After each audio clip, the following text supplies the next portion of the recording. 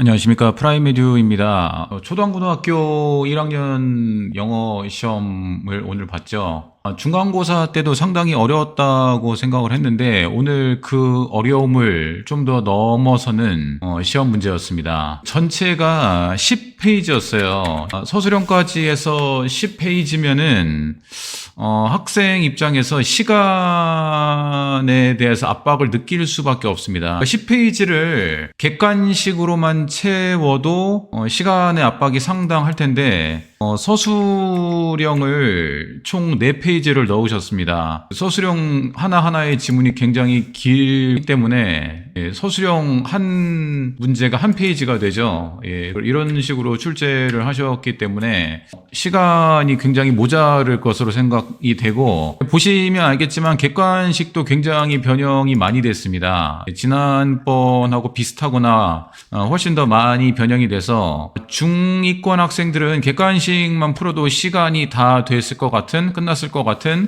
그러한 느낌을 받았습니다. 거기다가 비수능 유형을 원래는 잘 안 내시는데 문제 난이도를 높이시기 위해서 비수능 유형을 내셨죠. 이제 14번하고 15번 같은 경우에는 일치불일치인데, 일치불일치가 수능에서는 굉장히 쉬운 유형인데 복수 정답을 요구하신 겁니다. 지문도 엄청 길게 하셔가지고 찾기 쉽지 않게 문제를 출제하셨고, 곳곳에서 문제 난이도를 높이시기 위한 그런 장치가 많이 보였습니다. 초등고등학교에서 시험을 잘 보려면 굉장히 긴 지문을 빠르게 볼 수 있는 능력을 먼저 키워야 되고, 처음 보는 지문에 대한 이해도 높이셔야 되고, 그러기 위해서는 이제 어휘라든지 수많은 지문들을 보셔야지 초당고 시험을 잘 볼 수 있을 것 같습니다. 순서하고 문장 넣기가 변형이 안 됐고요. 그 다음에 보기가 영어, 제목, 주제, 일치불일치, 요약문 안서, 전통적으로 보기가 영어인 것만 내셨고, 빈칸하고 어휘 한 문제씩은 지문 전체를 바꾸지 않고 문제만 바꾸신 유형을 출제하셨고, 변형 2, 지문 변형을 굉장히 많이 하신 게 35점 정도가 됩니다.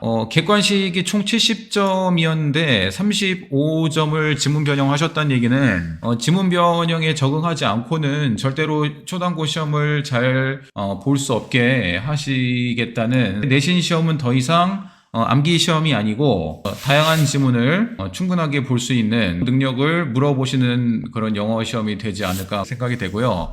서술형도 길긴 했지만 유형은 전부 다 요약문 완성으로 출제를 하셨어요. 라이팅이 없는 핵심 개념의 단어 한두 개 정도 쓰는 것으로 문제를 출제하셔가지고, 이것도 꽤 수능 유형에 가깝지 않았나. 어쨌든 긴 지문을 보고 핵심 개념을 끄집어내는 그런 훈련을 많이 하시고, 그런 능력을 갖춘 학생들이 이번에 초당고 시험을 잘 보지 않았을까 생각이 됩니다. 10페이지가 넘는 시험을 보느라고 학생들 굉장히 고생을 많이 하셨을 것 같고, 난이도가 점점 높아지는 초등고등학교에 영어 시험에 잘 대비할 수 있는 여러 가지 장치가 있어야 될 것 같습니다. 시험 범위 자체는 그렇게 많지가 않은데 시험 문제 자체가 어렵기 때문에 난이도가 상당했다고 볼 수가 있고, 요즘의 트렌드는 다시 한번 말씀드리지만은 변형되는 지문이다. 바뀐 지문에 대한 단어라든지 문장 해석, 의미를 알 수 있어야지 문제를 풀 수 있다는 것을 다시 한번 명심하시고, 내신 때 문장 암기를 하서는 절대로 안 됩니다. 차라리 단어 암기를 하시는 게 초당고 시험을 잘 볼 수 있는 비결이라고 생각을 합니다. 언제까지 이 난이도를 더 높이실지 상당히 기대가 되고, 난이도가 어려울수록 학생들이 공부를 열심히 하는 학생은 하고, 그렇지 않은 학생은 포기를 할 수도 있는데, 변형을 많이 하셨다는 건 수능하고 가깝게 내시기 위해서 선생님께서 노력을 많이 하신 거거든요. 내신 대비를 하면서도 수능 대비가 될 수 있게 그런 시험이기 때문에 여러분들의 영어 실력도 그만큼 따라서 상승하기를 바라고 있습니다. 시청해 주셔서 감사합니다. 프라임에듀 학원이었습니다.